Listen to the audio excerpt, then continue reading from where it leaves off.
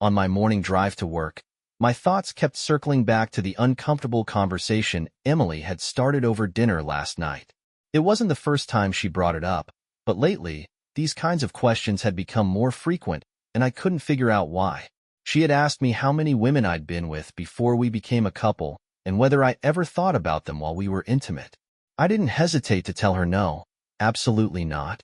We'd been married for 5 years, and despite the usual ups and downs, I believed our marriage was built on a solid foundation.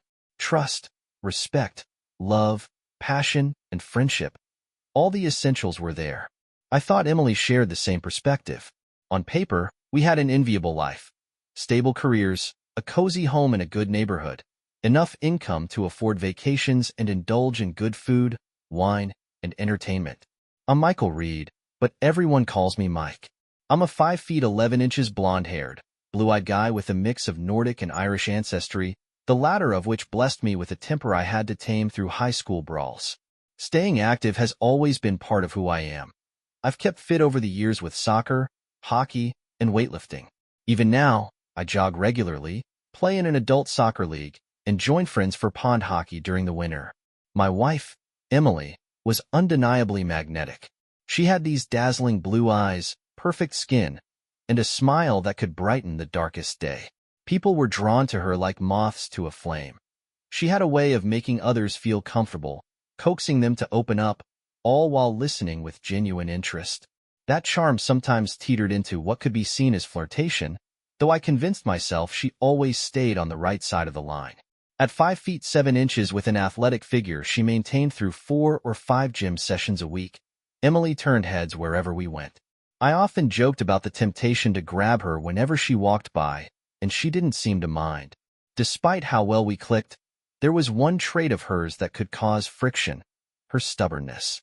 Once Emily made up her mind about something, she dug in her heels like a mule.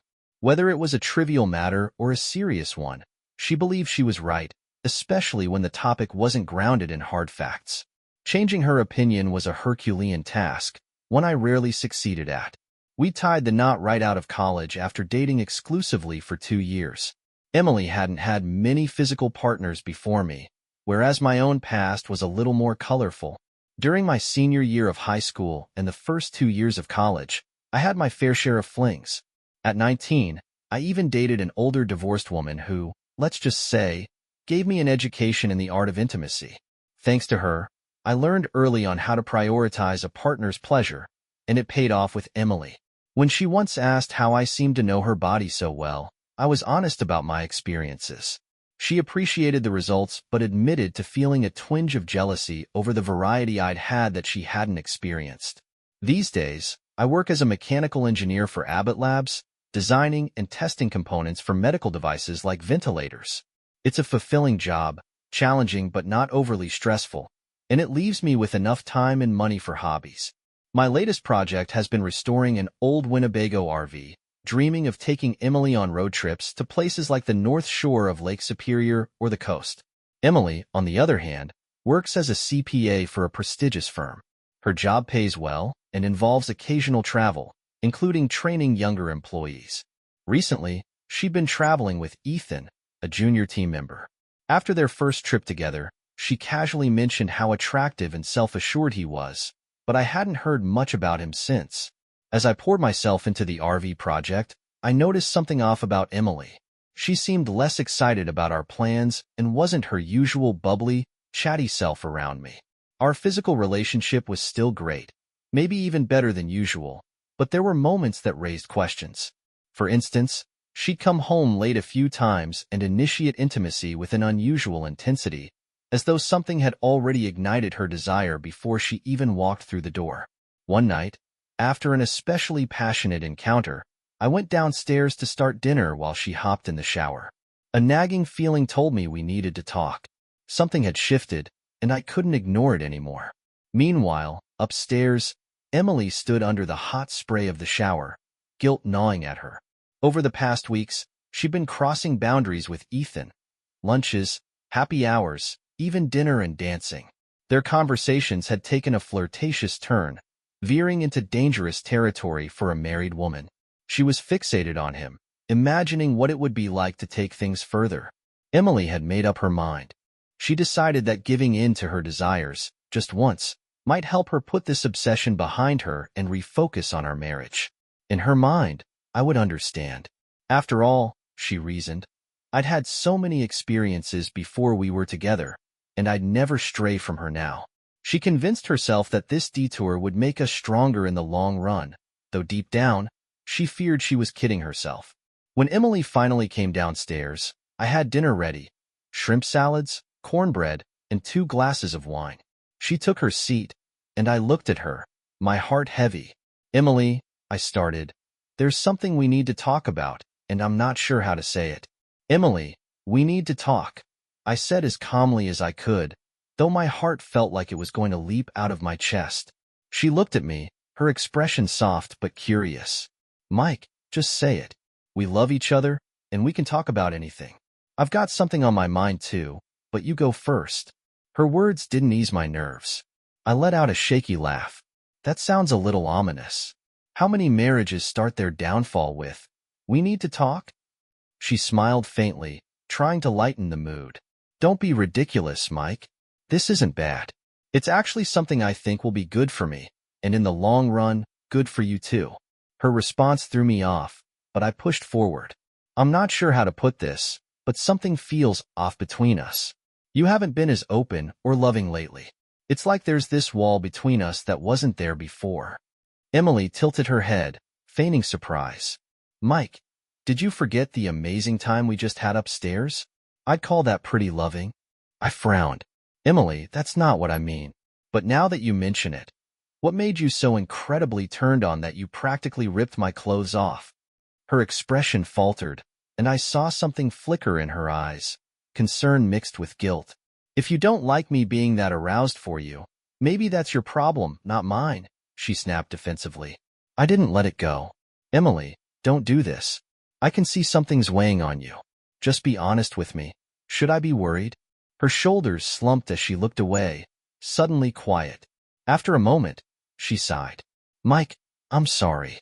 That came out wrong. I do need to talk to you about something, but please remember, I love you, and our life together means everything to me. What we have is precious, and I don't want to lose it. My stomach twisted. Emily, you're scaring me. Are you having an affair? Her head snapped up, her voice sharp. How could you even think that? I would never cheat on you. I respect you too much to ever betray you like that. I wanted to believe her, but something didn't sit right. Then what's going on? You're acting like there's some huge secret. Mike, listen to me, she said, her voice softening. You have to hear me out completely before you react. I need you to promise me that. I nodded warily. Okay. I love you, Emily. I want only you. I want us to have kids someday, grow old together. But this, whatever this is, it's freaking me out. She took a deep breath, her gaze darting to the floor. Do you remember Ethan? My coworker I traveled with? Yes, I said slowly, dread creeping into my chest. Well, we've been spending time together outside of work. Lunches, happy hours, even dinner last week. What the hell, Emily? You just told me you weren't having an affair, and now you're admitting to this.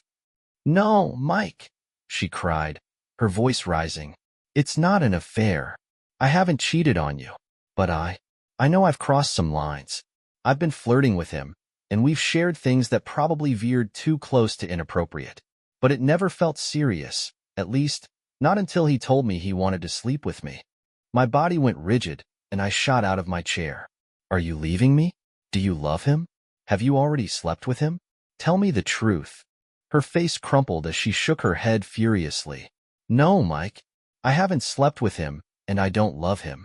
But I can't lie. I'm infatuated with him. He's 7 years younger, handsome, confident, and I haven't been able to get him out of my mind. Her words were like a punch to the gut. God damn it, Emily. So what now? You just wanted to confess so I'd forgive you? No, she whispered, tears welling in her eyes. Mike, I love you. I only want you. But I feel like I've missed out on something. You had your wild experiences before we were together, and I didn't. I feel cheated out of that. And now, knowing that Ethan wants me, It's awakened something I can't ignore. I could barely breathe. So, what are you saying? That you want to sleep with him? Her face twisted in anguish. Yes, just once. I need to get this out of my system, Mike. I swear to you. It doesn't mean anything. It's purely physical. But I can't move forward with our life, until I put this behind me. I'm asking for your permission because I respect you too much to go behind your back. I stared at her, my mind reeling. Do you hear yourself? You're asking me to let you cheat on me as some kind of proof of my love? Emily, you've already cheated in every way that matters. You've been emotionally intimate with him, you've kissed him, and now you want my blessing to take it further? She reached for my hand, but I pulled away. Mike, it's not cheating. It's just one experience. I need this closure. And after it's over, I'll make it up to you. I'll spend the rest of my life proving my love for you. But I need you to let me do this, just once. Please. I stared at her, tears streaming down my face. Emily, you've destroyed me. You say you love me, but you're asking me to give up everything I thought we had. Mike, don't say that, she pleaded. I love you more than anything. This is just lovemaking. It doesn't mean what it means with you. I swear, it's only physical.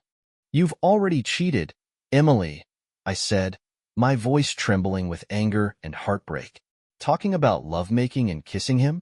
That's just as intimate as sleeping with him in my book. I can't believe how blind I've been. I thought you loved me as much as I love you. I would never do this to you. Do you even understand how much you've wrecked our relationship? I thought I could trust you, but you've destroyed that trust. Emily rolled her eyes, dismissing my words. Mike, stop being so dramatic. I love only you. You can trust me. That's why I'm being honest with you. This isn't about us. It's about me. It's just meaningless lovemaking. I laughed bitterly. Meaningless? Fine. Maybe I'll go find some meaningless lovemaking too, and see if you still think it's no big deal. I stood abruptly, grabbing my keys and heading for the door. Emily jumped up, her tone sharp. Mike, grow up and come back here. You're acting ridiculous. This isn't the end of the world. It's something that will make me better, and in turn, make our relationship even stronger. You'll see. I spun around, my voice cold with disbelief. Screwing another man is going to make you better? You've lost your mind. Do you even hear yourself? You say you love me, but you expect me to just accept this betrayal like it's nothing? If you go through with this, we're done. Do you get that? There's no coming back from this. Tears burned in my eyes as I stormed out, unable to bear another word. I climbed into my car, barely able to see through the blur of pain, and backed out of the driveway. Emily ran out after me, calling, Mike, no, please come back. We can work this out. I'll make it good for you. I glanced at her, my heart breaking, but I couldn't stop. Her words echoed in my head like a cruel joke. Make it good for me? Unbelievable. As I drove into the night, anger and despair consumed me. Emily stood on the porch, stunned and unsure of what to do.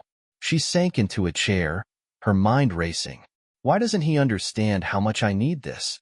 It's not going to hurt our love or relationship. It'll make it stronger. But deep down, she knew she'd already caused irreparable damage. For the first time in our marriage, Mike had walked out. He'd always been steady, loyal, and loving, and now, for the first time, he was questioning my love. And worse, I was questioning his. Despite the turmoil, I couldn't stop thinking about Ethan. I had already planned to meet him for brunch on Saturday, followed by an afternoon and night together at the Hilton. By Sunday, I'd be back, ready to dedicate myself fully to Mike. I told myself this would be the last time I'd ever stray. Mike would get over it. He loved me too much to let this destroy us. But as the hours ticked by with no word from him, I grew anxious. I tried calling, but he didn't answer. I left a voicemail, trying to sound calm. Mike, I'm sorry you're so upset. Please don't be hurt. I love only you, and want to be with you forever. This is about me needing to experience something I missed before. Please come home. I went to bed, checking my phone repeatedly, but there was still no response. When I finally fell asleep, it was restless and filled with uneasy dreams. Meanwhile, I drove to a Hilton in the next town, booked a room, and headed straight for the bar. I drank more than I should have, trying to numb the ache in my chest. When I finally collapsed onto the bed, Emily's words kept playing in my head like a broken record. How could she believe this was okay? How could she claim to love me while insisting on breaking every vow we made to each other? I knew Emily was stubborn, but this wasn't something I could brush off. Even if I convinced her not to go through with it this time, what would stop her from doing it behind my back later? If I gave in and let her, I'd never see her the same way again. And worse, would she resent me for not standing my ground? There were no good answers. My marriage felt like it was already unraveling. The only glimmer of hope I had left was the idea of counseling. Maybe I could get her to see how much she was risking before it was too late. When Emily woke up on Wednesday morning, she instinctively reached over to cuddle me, only to gasp when she realized my side of the bed was untouched. Panic set in as she checked the guest room and the couch, finding both empty. Then she glanced outside and saw my car was gone. Frantically, she grabbed her phone, hoping for a message, but there was nothing. She called me, and after a few rings, I sent her straight to voicemail. A few minutes later, her phone buzzed with a text from me. "Emily, I'll be home at 7 p.m. tonight. Please eat before I get there. We need to have a serious discussion about our future." She stared at the screen, her heart sinking. God, Mike, quit being so dramatic, she thought. But as the hours passed, her frustration turned to worry. For the first time, she realized I might actually leave her. At work, Ethan approached her with his usual charm. "Good morning, hot stuff. You look good enough to kiss and cuddle. So, are we still on for Saturday? Did you tell your husband?" Emily gave him a tight smile. "Ethan, let me handle Mike. He's upset, but he won't hurt anyone. Yes, we're still on for Saturday. I can't wait." But as Ethan walked away, her confidence faltered. Back at the Hilton, I tried to clear my head. I spent the day researching divorce lawyers, financial options, and counseling. By the time I left, I had a plan. One that could go in any direction depending on how our conversation went. I returned to our house to work on the RV, hoping the project would distract me from the gnawing pain in my chest. As I installed the solar panel and finalized the plumbing, I kept wondering if Emily truly understood how close we were to the edge.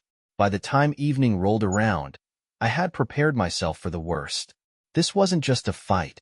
It was a reckoning for our entire marriage. After I left the bank, I finalized a few more tasks. I canceled our joint checking account and opened a new one solely in my name.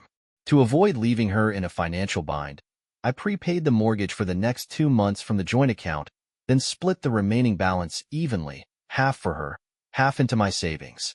Feeling drained but resolute, I stopped at a pub for a craft beer and a burger, needing the energy and focus to prepare for what would undoubtedly be one of the hardest discussions of my life. When Emily arrived home around 6 p.m., she found the house empty. Unsure if I had been there at all, she made herself a sandwich and tried to rehearse a more positive approach to our looming conversation. By the time I walked through the door, she ran to me, throwing her arms around my neck, kissing me, and holding me tightly. "Mike, don't ever leave like that again without letting me know you're okay," she said, her voice trembling.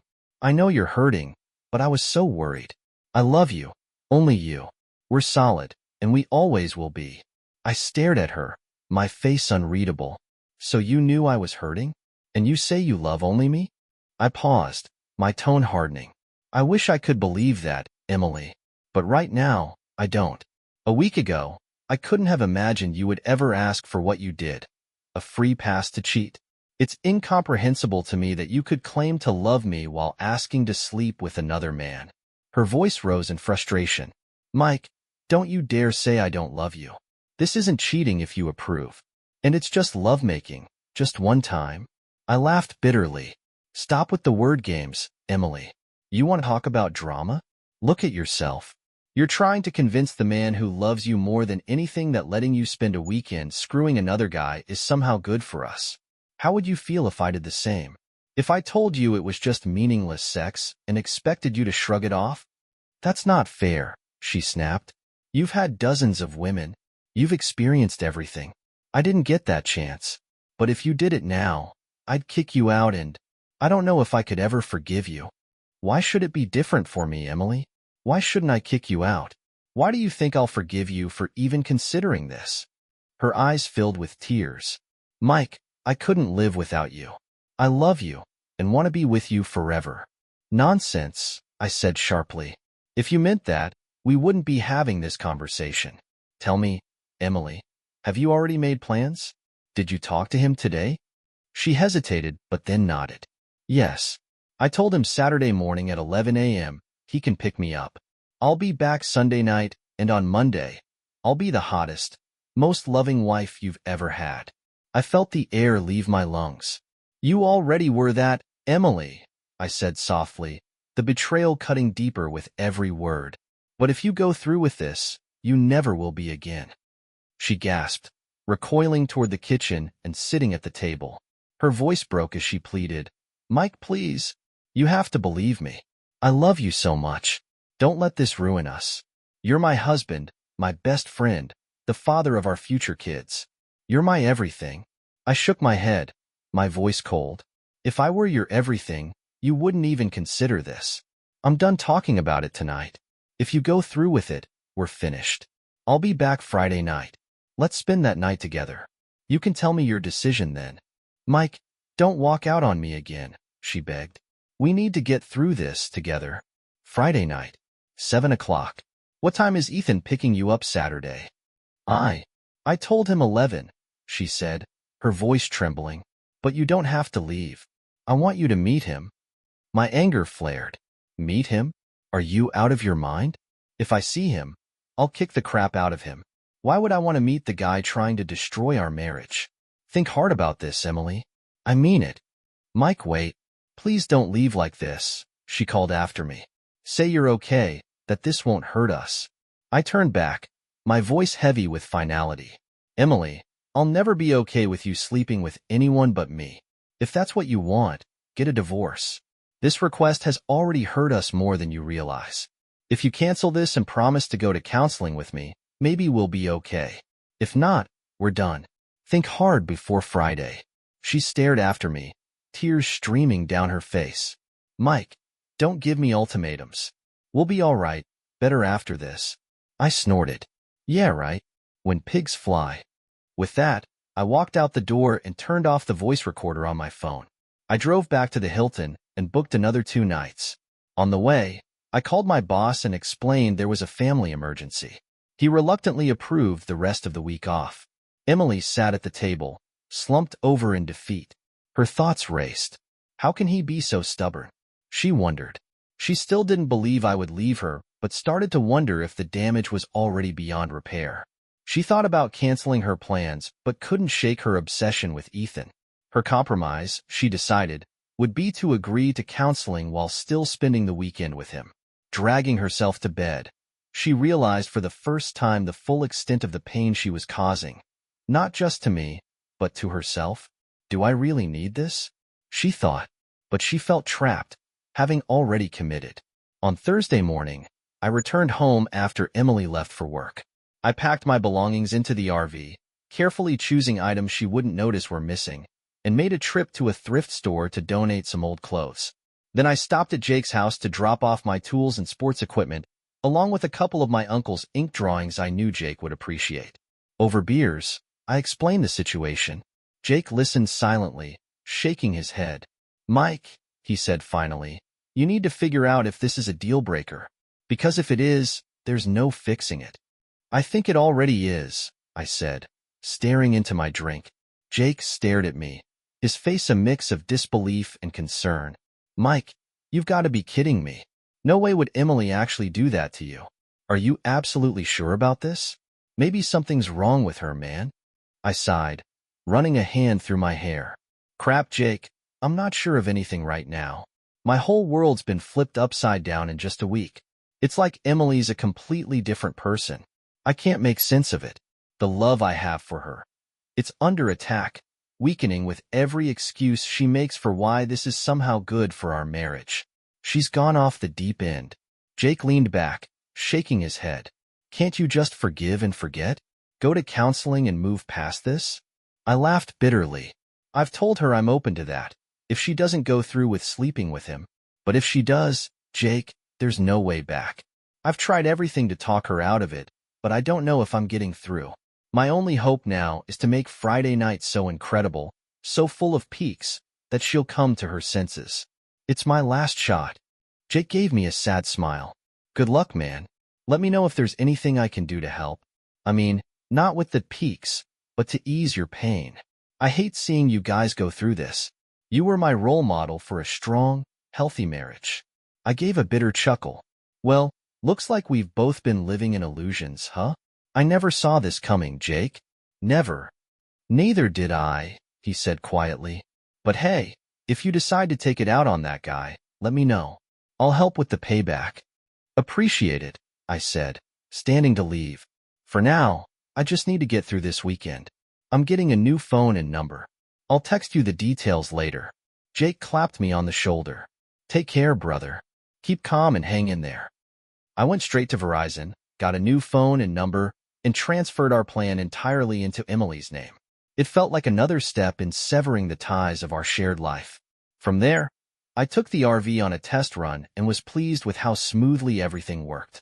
I finalized the cabinetry, got new license plates and insurance, and stocked it with essentials.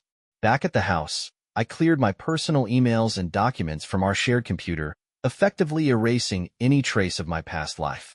I even drafted an email to friends, family, and coworkers. It explained Emily's actions and my response, attaching the voice recording from our earlier conversation as evidence. I prayed I wouldn't have to send it, but if she followed through with her plan, I wanted people to understand the truth. On Friday morning, I met with a divorce lawyer. With no kids and comparable incomes, the lawyer explained that a 50-50 split of assets was likely. The wild card was my 401k, which held over $200,000. Emily had a defined pension plan, complicating things. I decided I'd rather withdraw the money and take a 40% tax hit than lose half to someone who had betrayed me. With the weekend looming, my heart was heavy. Everything rested on her decision, and I prayed she'd make the right one. By Friday evening, I had prepared shrimp, swordfish, and a Caesar salad, started the grill, chilled a bottle of white wine, and mixed a couple of gin and tonics. I was determined to make the night unforgettable. Emily arrived home and lit up at the sight of me cooking. "Thank God you came home, Mike," she said, rushing over to hug me. "I missed you so much. Promise me you won't leave like that again. You love me. I love you. We need to be together." I kissed her softly, then said, "Why don't you take a shower and put on something special? Bring a G&T with you, and when you come back down, we'll have dinner. Tonight, let's celebrate our marriage, even if it's for the last time." Her smile faltered. "Mike, stop talking like that. You're upsetting me. I've told you over and over. I love only you. This isn't about us. It's about something I need to get out of my system. Emily, we've talked enough about this. Just go shower and get ready. Let's have a nice dinner and enjoy the evening." She hesitated, but finally nodded. "Okay, but stay with me tonight. Don't leave me worrying. I'll be back in something special to show you how much I appreciate you." When Emily returned, I was momentarily speechless. She wore a French-made outfit, complete with a tiny white cap, a tight white blouse showing off her assets, black thigh-high silk stockings, a short skirt, and 4-inch heels. "My God, Emily," I said, my voice full of awe. "You look incredible." She grinned, twirling for effect. "This is just a preview of the next few weeks. I bought other outfits I know you'll love just as much. But first, let's eat. I'm starving. After that, we can move on to dessert." Dinner passed in a blur. We drained our gin and tonics and most of the wine, but my focus was entirely on Emily. When I couldn't wait any longer, I scooped her up, carried her upstairs, and laid her gently on the bed. As she reached for my belt, I stopped her. "Tonight is for you, Emily. I'm going to worship your body and make this night so unforgettable that you'll understand why we belong only to each other." Her eyes softened. "Mike, we do belong to each other. That will never change. Please, just love me tonight. Let's move past the stress of the last few days and cement what we have." We made love, and when we were done, she drifted into a deep, satisfied sleep. Emily woke at 8:30 a.m., the reality of the day hitting her immediately. Ethan would pick her up at 11. Guilt and anxiety swirled within her, mingling with the lingering desire from last night. For a brief moment, she questioned herself. How could anything be better than this? But her commitment to the plan overpowered her doubts. She heard me in the kitchen, the smell of bacon and coffee wafting upstairs. Wrapping her robe around herself, she came down to find me at the stove. "Mike, last night was incredible," she said, her voice soft. "That's what I see in our future. I love you so much." "Thank you." I didn't respond. Instead, I plated the eggs and asked, "Want some?" She shook her head. "I'd better not eat now. Ethan and I are going out for brunch at 11. I need to shower and get ready." She hesitated. "Please stay, Mike. Let's hug and kiss goodbye before I go." I said nothing, the weight of her words crushing me. "Emily," I said, my voice heavy with exhaustion, "I'm done begging. But I'll ask you one last time. Are you really sure you want to have lovemaking with another man? Someone who isn't your husband?" She looked at me, her expression a mix of frustration and impatience. "Mike, stop. It's just one time. It doesn't mean anything. It doesn't change how much I love you." I shook my head slowly, the pain and sorrow in my chest spilling into my words. "I won't leave until I tell you goodbye." Emily flinched, sensing a finality in my voice that made her shudder. "Mike, I love you, and this will be okay. You'll see. I just need to get this out of my system. We'll be stronger in the future, I promise." "Yeah, right, Emily. It's unbelievably sad that you can even convince yourself of that." Her face flushed, and tears began to well up as she ran to the bathroom. "Why can't he just move past this?" she thought. "Let me have this one thing, and everything will be fine again." Emily justified it in her mind. "Mike always gives me what I need. This will be no different." She showered, applied her makeup, and slipped into a form-fitting but tasteful dress with thigh-high stockings and heels. At 10:30, she came down the stairs with her weekend bag, looking radiant and confident, yet the sight of her cut through me like a knife. "Mike, you're okay, right?" she asked, her voice faltering. "You know I love you, don't you? And you love me. Didn't last night show how we can get through this and how great our life will be?" I looked at her, my voice devoid of emotion. "Emily, I wanted last night to be special for us. It was a celebration of our marriage, a memory I hoped we'd carry forever." "Mike, don't say our last night together," she said, her voice breaking. "That's cruel. You're making me feel guilty for one meaningless weekend. This isn't about us. It's something I need to do. Of course we'll be together afterward. Better than ever." When she leaned in to hug and kiss me, I turned away. "Emily, our night is over. You chose a weekend of meaningless lovemaking over your husband. Those kisses mean nothing now."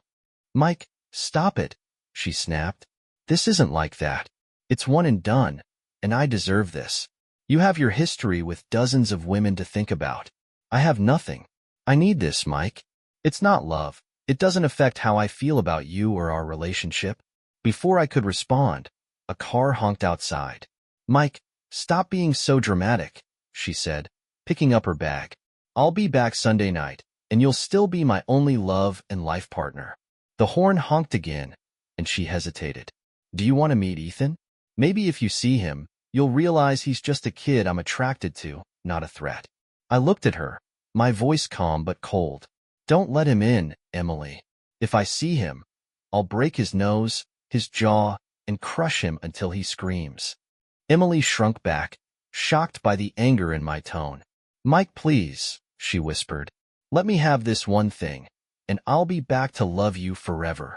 She turned to the door, hesitated, then glanced back with a weak smile. "Mike, Sunday night and beyond, I'll be the best wife and partner. I love you." I waved dismissively. "Goodbye, Emily."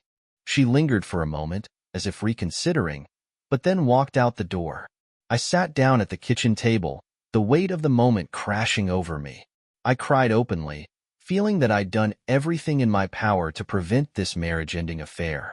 Emily, meanwhile, seemed to exist in a bubble of justification. She convinced herself that this was necessary for her growth and ultimately good for us. But deep down, I knew she was lying to herself as much as she was to me. After half an hour of tears, I stood and began the painful task of moving my belongings to the RV. When I reached the bedroom, I noticed Emily had left her wedding rings in a bowl on her dresser. I pocketed them, my sorrow hardening into anger. By the time 2 hours had passed, I had packed everything of importance to me. The paintings, sketches, and sculptures my uncle had left me were carefully boxed and placed under the RV's queen-size bed. I sorted through my clothes, tossing anything I didn't want into the garage trash. As I walked around the house, memories flooded back, none more painful than our wedding album. The once cherished collection of photos now felt like a cruel joke. Grabbing a box cutter, I slashed through several of the pictures, cutting out the sections with our faces and throwing them into the fireplace. I returned to the desk, sat down, and wrote my final letter to Emily. Tears stained the paper as I explained my decision. I slipped the letter and a check for her half of the joint accounts into an envelope marked with her name. I set the envelope and the wedding album on the kitchen table, placed my wedding ring on top, and walked away from the life we'd built together. By mid-Saturday afternoon, Emily and Ethan had already checked into the hotel. After brunch, they undressed slowly in the room, Emily feeling a mix of excitement and nervousness. Seeing another man unclothed and aroused was a strange, new experience for her. Ethan led her to the bed, kissed her a few times, and quickly moved to missionary position without much foreplay. "Relax, Ethan," Emily said, trying to guide him. "Take your time. We have all day and tomorrow to enjoy this. Maybe start by going down on me?" Ethan's expression shifted. "Emily, I don't do that. It's kinda gross. Here, let me warm you up." He jammed his fingers into her awkwardly for a few minutes before positioning himself and grunting through a brief, unsatisfying session. "I'm gonna climax," he announced. "Do it with me, Emily." With that, it was over. Ethan rolled off and headed to the bathroom, saying he'd bring her a washcloth. Emily lay there in stunned silence, barely aroused and miles from satisfied. The excitement she'd felt earlier had evaporated, replaced by disbelief and regret. "What have I done?" she thought. "What did I put Mike through for this?" Reaching for her phone, she composed a text to me, her hands trembling. "Mike, my love, please know that I love only you. Please tell me that you are okay, and that you love me too. I can't wait until I see you again." Emily hit send just as Ethan emerged from the bathroom, looking eager for another round. Being young and energetic, he was ready to go again, and they ended up having lovemaking 3 times that afternoon. Though Emily finally climaxed the 3rd time, it was entirely her own effort, and the experience left her feeling hollow and detached. That evening, they dressed and went out for dinner. The conversation was stilted, their connection strained. The magic she thought she felt before was gone, leaving behind an awkward emptiness. Afterward, they danced, but it felt oddly mechanical, more like dancing with a brother or an uncle than with a lover. Ethan wanted to head back to the room early, but Emily kept ordering drinks, stalling for as long as possible. By the time they returned, both were stumbling drunk. She stripped off her clothes, collapsed onto the bed, and turned away from him, falling asleep without a word.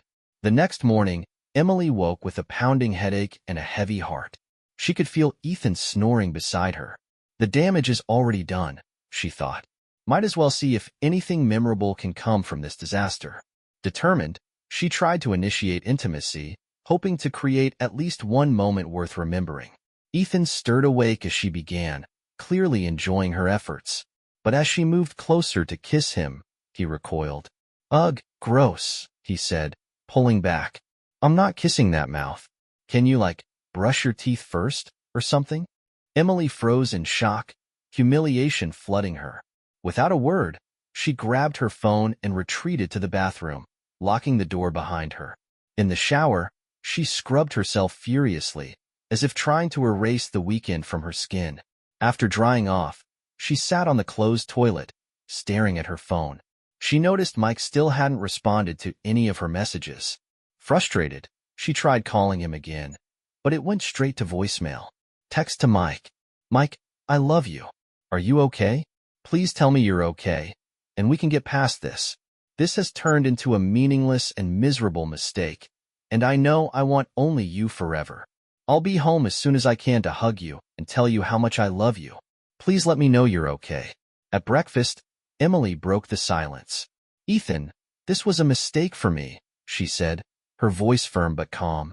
I only love my husband, and this weekend has shown me that no one else can compare to him.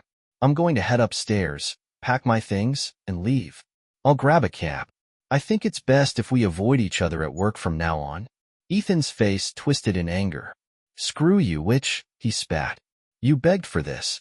Go ahead. Run back to your husband and try to pretend you didn't love every second of it. There are plenty of women better looking than you who'd kill to be with me. Emily's lips curled into a cold smile. Ethan, you're just a boy. You wouldn't know how to please a woman if it came with a manual. Enjoy your delusions. With that, she turned and left, heading upstairs to pack. By 3 p.m., she was home. The first thing Emily noticed when she pulled into the driveway was that the RV, which had taken up half the space for weeks, was gone. Wow, she thought. Mike must have finished it. Maybe he's out on a test drive or an overnight trip. I wish I could have been there for the maiden voyage. As she entered the house, an unsettling stillness greeted her. Something felt off. She looked around and realized many of Mike's belongings were missing. The oil painting of the crashing waves at Moonlight Bay, his uncle's sketches and sculptures, all gone. Panic set in as she called out, Mike? I'm home. Her voice echoed through the empty house. She pulled out her phone, dialing him, but the call didn't connect. Instead, she heard the automated message, this number is no longer in service. She let out a guttural scream, collapsing to the floor. Oh God, no. What have I done?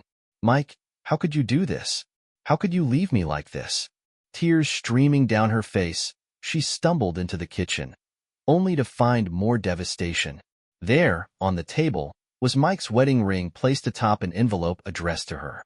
Beneath it was their wedding album. Her hands trembled as she picked up the ring, staring at it in disbelief. She ripped open the envelope and began to read, her sobs growing louder with each line. The letter. Emily, as you've probably guessed, this is my final goodbye. I couldn't face you after you walked away from me and from our marriage. When I found your wedding rings in the bowl on your dresser, it felt like the perfect metaphor. You abandoned our vows just as easily as you left those rings behind. I think you believed you could sleep with another man and then come back to me, expecting our marriage to be unchanged. But you were wrong. This wasn't a harmless fling. It was a betrayal of everything we built together. You humiliated me, disrespected me, and shattered the trust that was the foundation of our love. Maybe you thought it wouldn't matter, but to me, it meant everything. It showed me that your love for me, if it ever truly existed, was nowhere near the depth of my love for you. You've hurt me more than anyone ever has. You took my love, tore it from my chest, and stomped on it. I hope one day you understand the gravity of what you've done. By then, I'll be long gone. Mike. Emily collapsed into a chair, clutching the letter and Mike's ring. She sobbed uncontrollably, the weight of her choices crashing down on her. For the first time, she realized the full extent of her loss and the irreversible damage she had caused. She had gambled everything on a fantasy and lost the one thing that truly mattered. You cheated the moment you started flirting with him. You sealed it with kisses at happy hours and dinners, thinking it was harmless. And you delivered the final blow by believing I would be okay with you having an affair if you labeled it just one time. How could you convince yourself you deserved this and that my love for you meant I had to accept it? I did everything I could to pull you back, but you ignored me.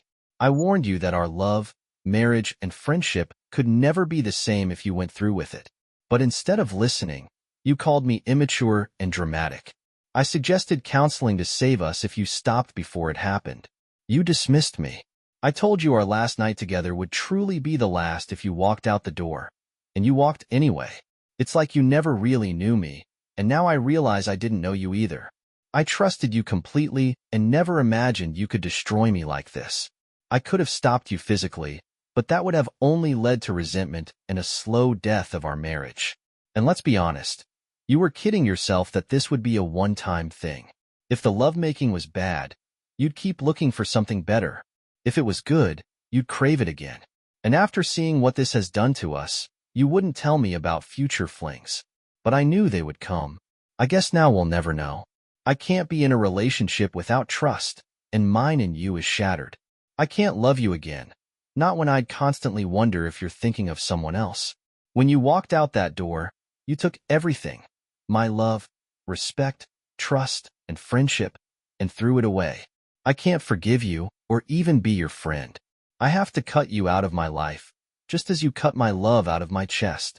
Practically, I've split our assets and prepaid the mortgage for 2 months. Enclosed is your 50% of our joint accounts.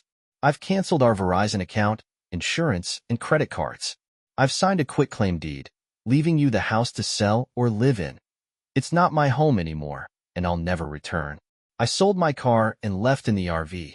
Sometime down the road, I'll pawn your wedding rings for gas money so they'll serve a purpose. In my pain and anger, I did a few other things. I took a box cutter to our wedding album. You'll find pieces in the fireplace. Go ahead and burn them. It's a fitting end to what you destroyed. I also sent an email to friends, family, and colleagues explaining your affair and my decision to leave. You'll have a day or two to prepare your version of events. You now have my permission to sleep with whoever you want. Maybe avoid married men. You've already ruined enough lives. I don't care anymore. I quit my job, cashed out my 401k, and my only plan now is to leave and never see you again. Goodbye, Emily. Mike. Emily had to read the letter several times to fully grasp that this was her reality. She stared at Mike's tear stains on the paper, her heart breaking. Stumbling through the house, she saw the wedding album with slashed photos and barely made it to the sink before vomiting. She collapsed on the couch, curled into the fetal position, and sobbed uncontrollably. What have I done? She thought. How could I be so selfish, so blind? Emily reflected bitterly on the affair. I had it all, a man who truly loved me, and I threw it away for the worst, most pathetic experience of my life. Ethan didn't love me. He just wanted me in bed and didn't even know what to do when he got there. Mike drove south along the Mississippi River, his thoughts racing as the miles passed. He decided to follow it from Minneapolis to New Orleans, where he'd decide whether to turn left or right. The long hours behind the wheel were filled with memories of Emily and doubts about whether he was doing the right thing. He resolved not to make any big decisions for weeks. Could I ever forgive her? Could we ever rebuild trust? He gave it less than a 25% chance, knowing it would be a long and painful road back, if it was even possible. Emily faced the fallout of her actions in the weeks that followed. Explaining her betrayal to her family, friends, and co-workers was excruciating. She tried to justify her reasoning for the affair, but quickly realized how hollow her excuses sounded, even to herself. She lost the respect of many people in her life. Her parents were deeply disappointed, and her friends began to distance themselves. The humiliation was unrelenting, and she couldn't escape the consequences of her selfishness. Desperate for any chance to reconcile, Emily called Mike's best friend, Jake. "Jake, please," she begged. "If you know where Mike is, tell him I love him. Tell him I finally understand how much I hurt him and how wrong I was. I'll do anything to get him back.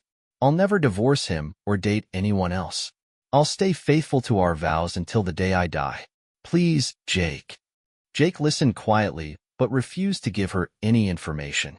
1 month after Emily's affair, Ethan answered his door to find a man in a ski mask. Without a word, the man struck him twice in the head and neck with a police baton, then kicked him hard in the groin.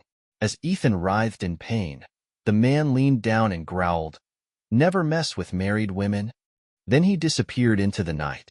As years passed, both Mike and Emily reflected on the choices that led to their separation. Neither could fully understand how Emily convinced herself it would be okay. 3 years later, Emily was still waiting, hoping Mike might return. She led a lonely life, refusing to date or move on. One morning, as she was leaving for work, a man approached her with an envelope. "You've been served," he said. Emily didn't cry or react. She simply stood there, holding the divorce papers in her hands. After a moment, she smiled faintly and said, "All the best, Mike. I hope you have a wonderful life."